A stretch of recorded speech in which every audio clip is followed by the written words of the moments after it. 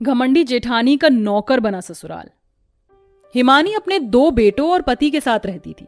वो लोग बहुत ज्यादा गरीब थे, लेकिन दोनों माँ बाप ने गरीबी की हालत में भी किसी तरह अपने दोनों बेटों को पढ़ाया लिखाया था। और अब अभिषेक और वीर दोनों ही काम करके अपने घर का खर्च चलाते थे। माँ, मेरा टिफिन दे दो।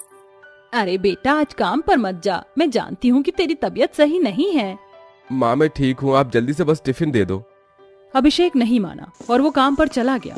अभिषेक जहाँ नौकरी करता था, उस जगह के मालिक की बेटी सोनम उसे बहुत पसंद करने लगी थी। यार, ये कितना ज्यादा क्यूट है, मेरी तो नजर ही इसके ऊपर से हटती ही नहीं है।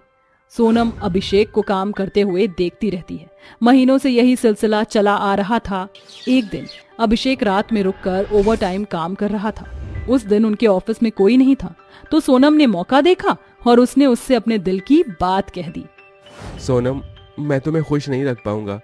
आप कहाँ और मैं कहाँ। मैं तो बस एक गरीब सा लड़का हूँ। मैं आपको महलों की रानी बनाकर नहीं रख पाऊंगा। मैं तुम्हारे लिए सारे महल छोड़ने को तैयार हूँ। मेरी खुशी तुम हो और मुझे सिर्फ तुम्हारा साथ चाहिए और कुछ नहीं।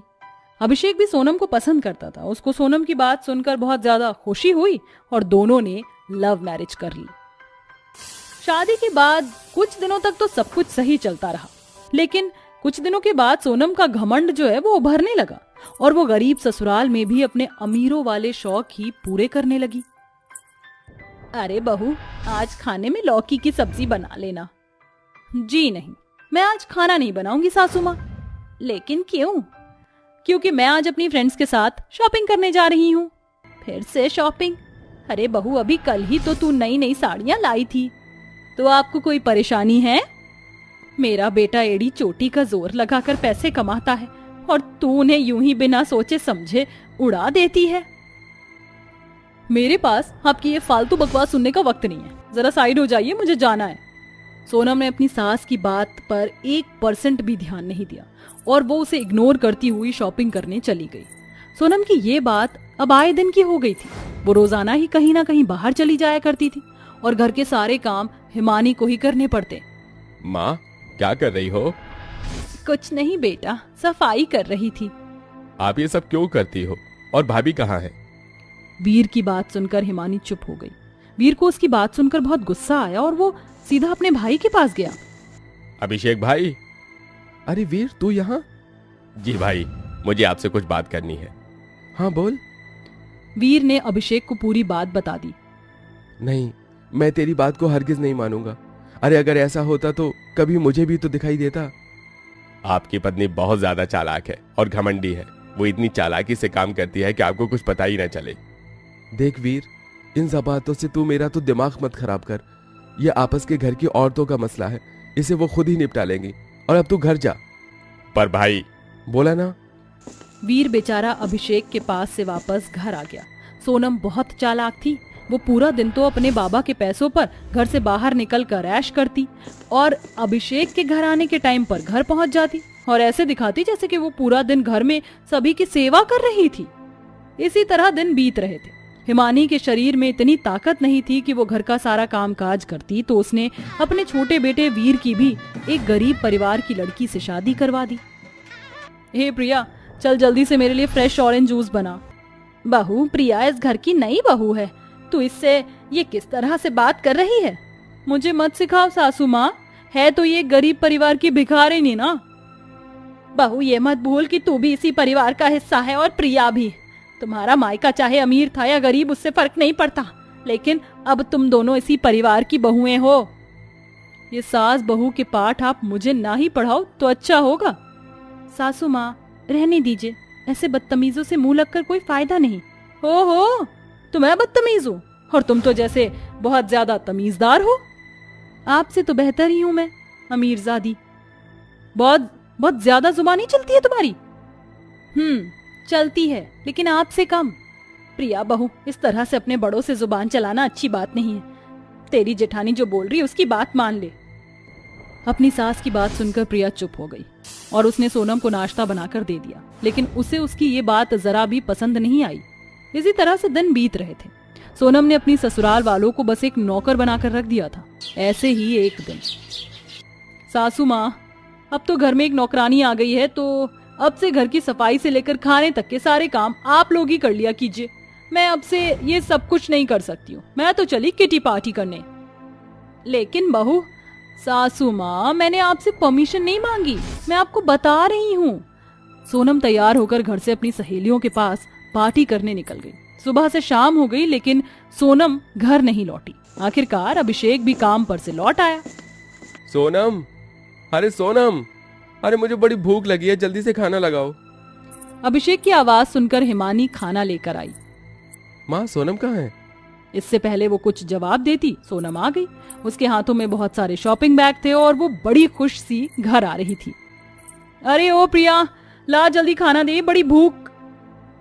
इससे पहले वो कुछ और बोलती, उसे अभिषेक दिख गया और उसकी बोलती बंद हो गई। इस वक्त तुम कहाँ से आ रही हो और ये तुम प्रिया से किस तरह की बात कर रही हो? अभिषेक जी, वो हम बताते हैं जेठ जी। जेठानी जी रोज ऐसे ही निकलती हैं और आपके घर आने से पहले लौट आती है, लेकिन आज ऐसा नहीं हुआ। आज तो इनका भांडा फूट गया। तुम चुप रहो जल कुकड़ी, तुम तो एक चुप, एकदम चुप। मुझे वीर ने भी इस बारे में बताना चाहा था, लेकिन मैंने उस पर विश्वास नहीं किया और उसकी एक नहीं सुनी। लेकिन मैं ही गलत था। देखो सोनम, मैं जानता हूँ कि तुम्हें पार्टी शॉपिंग का बहुत शौक है, लेकिन मैं तुम्हारे इन शौकों को पूरा करने के लायक नहीं हूँ और तुम्हें ये बात समझनी होगी। पर अब अगर तुम्हें ये मंजूर हो तो ठीक ठाक, वरना मैं तुम्हें वापस तुम्हारे मायके छोड़ाऊंगा। अभिषेक की ये बात सुनकर मानो सोनम पर बिजलियां गिर गई हों। नहीं, ऐसा मत करना, मैं अब से ऐसा कुछ भी नहीं करूंगी, प्लीज अभिषेक जी। देखो सोनम, जो तुम करती हो वो सब भी गलत नहीं है, बस शर्त है हैसियत की। मेरी हैसियत इतनी नहीं है कि तुम्हें 10,000 की शॉपिंग करवाऊं, लेकिन हाँ, तुम्हें हर मुमकिन खुशी देने की कोशिश करूंगा। लेकिन बदले में तुम्हें भी मेरे परिवार को खुश रखना होगा। मुझे और तुमसे कुछ भी नहीं चाहिए। सोनम अभिषेक की बात को समझ गई और फिर उसने इस तरह से फिजूल खर्ची और अपने परिवार को घमंड दिखाना छोड़ दिया। और अब धीरे धीरे सोनम भी अपने ससुराल में घुलने मिलने लगी और सभी खुशी खुशी रहने लगे। आओ आओ बहू, स्वागत है तुम्हारा तुम्हारे इस नए घर में। अरे मैं तो बड़ी भाग्यशाली हूँ जो मुझे इतनी सुंदर और संस्कारी बहू मिली है। अब तो बस तू जल्दी से मुझे मेरी गोद में खेलने वाला एक खिलौना दे दे। मुझे जल्द से जल्द दादी बनने का सुख दे दे। अरे लक्ष्मी, अभी तो शादी हुई है और तुम्हें अभी से ही दादी बनना है। पोता पोती के लिए ही तो मैंने अपने बड़े बेटे की शादी इतनी जल्दी करवा दी, ताकि इस घर को जल्द से जल्द इसका अगला वारिस मिल सके। बहू, मुझे तुमसे कुछ भी नहीं चाहिए, बस इस घर को एक वारिस दे दे। लक्ष्मी की बात सुनकर सभी लोग हंसने लगते हैं। लक्ष्मी को अपनी बड़ी बहू शालू से बस एक वारिस की आस होती है, जिस वजह से वो उसका बहुत अच्छे से ख्याल रखती है और उसकी सारी जरूरतों को पूरा करती है। ऐसे ही समय बीतता रहता है और शालू भी अपनी ससुराल की सारी जिम्मेदारियों को अच्छे से संभालती है। आज शालू की शादी को पूरे 1 साल हो जाते हैं, लेकिन शालू ने अभी तक कोई भी खुशखबरी नहीं दी होती है। अरे क्या हुआ लक्ष्मी, बड़ी परेशान दिख रही हो कुछ दिनों से, कुछ हुआ है क्या? क्या बताऊं कविता बहन, मेरी बहू शालू की शादी को पूरे 1 साल हो चुके हैं, लेकिन अभी तक मेरी बहू ने मुझे कोई खुशखबरी नहीं दी है। तो इसमें परेशान होने वाली क्या बात है? मैं एक बहुत ही अच्छी डॉक्टर को जानती हूँ। तुम उस डॉक्टर के पास अपनी बहू को लेकर चली जाओ। अगर कोई दिक्कत परेशानी होगी तो वो तुम्हें बता देगी। तुम कह रही हो तो मैं शालू बहू को लेकर आज ही डॉक्टर के पास चली जाती हूँ, लेकिन बस कोई बुरी खबर ना हो। लक्ष्मी कविता के कहने पर अपनी बहू शालू को डॉक्टर के पास ले जाती है, जिसके बाद डॉक्टर शालू का अच्छे से चेकअप करता है। डॉक्टर, सब ठीक है ना? देखिए लक्ष्मी जी, कुछ भी ठीक नहीं है। मैंने आपकी बहू का 2 बार अच्छे से चेकअप किया है, मगर दोनों बार में रिपोर्ट सेम आई है। लगता है बचपन में इन्हें कोई इंटरनल इंजरी हुई थी, जिसके चलते ये माँ नहीं बन पाई है और ये कभी भी माँ नहीं बन सकती है। डॉक्टर की बात सुनकर लक्ष्मी और शालू हैरान हो जाते हैं, जिसके बाद लक्ष्मी और शालू वापस अपने घर आ जाते हैं। मैं तुम्हें इस घर में इसलिए शादी कर लाई थी कि तू मुझे एक वारिस दे दे, लेकिन तू तो एक वारिस देने के लायक भी नहीं है। अब मेरे खानदान को कौन वारिस देगा? अब मुझे मेरे छोटे बेटे अजय की शादी करवानी पड़ेगी। छोटी बहू ही अब इस घर को इसका वारिस देगी।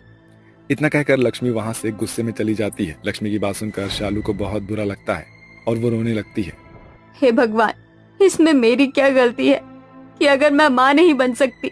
माँ जी को तो अपनी और अपने वारिस की पड़ी है, लेकिन उन्होंने मेरे बारे में एक बार भी नहीं सोचा कि मुझे सुनकर कैसा लगा होगा कि मैं कभी माँ नहीं बन सकती हूँ। लक्ष्मी को बस अपने घर का वारिस चाहिए होता है, इसलिए वो बिना कुछ सोचे समझे अपने छोटे बेटे अजय की शादी कोमल नाम की लड़की से करवा देती है। कोमल एक बहुत ही अच्छी और संस्कारी लड़की होती है। शादी के बाद कोमल अपनी सारी जिम्मेदारियों को अच्छे से निभाती है। शालू और कोमल में भी एक अच्छा रिश्ता होता है। ऐसे ही समय बीतता रहता है और शादी के 6 महीने बाद ही सबको पता चलता है कि कोमल माँ बनने वाली है। मैं दादी बनने वाली हूँ। भगवान, आखिरकार तूने मुझे ये सुख दे दिया। भगवान करे तुझे तेरी खुशियों को किसी की नजर ना लगे। अब से तू घर का एक भी काम नहीं करेगी, बस पूरे दिन आराम करेगी। तुझे जो भी कुछ चाहिए होगा तू वो मुझे बताएगी, समझी? कोमल की प्रेगनेंसी की खबर सुनकर सारा परिवार खुश होता है, यहाँ तक कि शालू भी खुश होती है। लेकिन शालू को खुद के माँ ना बनने वाली बात याद आ जाती है, जिससे वो बहुत दुखी हो जाती है। लक्ष्मी 24 घंटे सिर्फ कोमल की सेवा में लगी रहती है। उसको किसी भी चीज की जरूरत पड़ती तो वो उसे खुद फौरन ला कर देती थी। ये सब देखकर अब शालू को कोमल से जलन होने लगती है और वो उससे चिढ़ने लगती है। देख शालू बहू, अब मेरी उम्र हो गई है, मुझसे इतना भागा दौड़ी नहीं होता है, इसलिए अब से तू कोमल बहू का ध्यान रखेगी। उसे जो भी कुछ चाहिए होगा वो तू उसे ला कर देगी, समझी? उसकी खातिरदारी में किसी भी चीज की कोई कमी नहीं आनी चाहिए, ना ही उसे कोई परेशानी होनी चाहिए। अगर उसे कोई भी परेशानी हुई तो तेरे लिए सही नहीं होगा। सास की बात सुनकर शालू को बहुत बुरा लगता है, लेकिन वो कुछ नहीं कहती और कोमल का अच्छे से ध्यान रखने लगती है। जब भी कोमल को कुछ खाने का मन होता है तो वो उसे फौरन बनाकर दिया करती थी। लेकिन शालू इन चीजों से अब बहुत ज्यादा परेशान हो जाती है, इसलिए अब वो कोमल से बदला लेने का सोचती है। घर में जब से ये बात पता चली है कि कोमल माँ बनने वाली है, किसी को तो मेरा ख्याल ही नहीं है। सभी लोग बस इसकी खातिरदारी में लगे रहते हैं और इसी से प्यार करते हैं। अब बहुत हो गया, मैं अब ये सब और बर्दाश्त नहीं कर सकती। शालू अब कोमल के बच्चे को मारने के लिए तरह तरह के प्लान बनाती है, जिसके बाद शालू सीढ़ियों पर तेल गिरा देती है। शालू के तेल गिराने के बाद कोमल जैसे ही सीढ़ियों से नीचे आ रही होती है तो शालू ये देखकर बहुत खुश हो जाती है। लेकिन उसका ये प्लान ज्यादा देर काम नहीं करता। जैसे ही कोमल नीचे आने लगती है वैसे ही लक्ष्मी आकर उसे आवाज दे देती है और उसे एक कमरे में ले जाती है। ये सब देखकर शालू को बहुत गुस्सा आता है, इसलिए अब वो दूसरा प्लान बनाती है। कोमल, बाहर देखो कितनी अच्छी बारिश हो रही है और ठंडा ठंडा मौसम भी हो रहा है। क्यों ना तुम और मैं छत पर चलकर ठंडी ठंडी हवा का मजा लें? हाँ भाभी, मेरा भी मन कर रहा है, चलो चलते हैं। शालू कोमल को लेकर छत पर चली जाती है। अब शालू के पास एक अच्छा मौका होता है कोमल के बच्चे को मारने का। वो कोमल को अपनी बातों में फंसाकर छत की ग्रिल के पास ले जाती है और उसे धक्का दे देती है। लेकिन शालू को यह सब करते हुए उसकी सास और उसका पति देख लेते हैं। लेकिन उस समय कोमल उन सब के लिए सबसे ज्यादा जरूरी होती है। वो सब जल्दी से कोमल को हॉस्पिटल लेकर जाते हैं, जहां उन्हें पता चलता है कि कोमल की जान तो बच गई है, लेकिन उसने अपने बच्चे को खो दिया है। ये सब जानकर सबको बहुत दुख होता है, लेकिन इस बात की खुशी भी होती है कि कोमल की जान तो बच गई है। शालू सबके सामने झूठे आंसू बहाने लगती है कि तभी अजय और लक्ष्मी कहते हैं, भाभी आप ये झूठे आंसू क्यों बहा रही हो? हाँ, आपको तो बिल्कुल खुश होना चाहिए। हाँ, आपके रास्ते का कांटा जो हट गया है।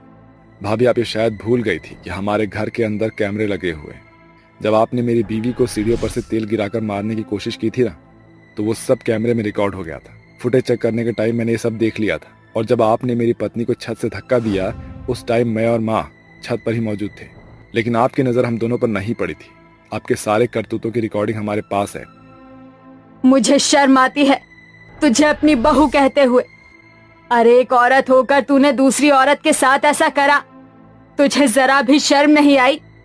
एक माँ से उसका बच्चा छीनते हुए तू बहू नहीं है, एक डायन है, डायन।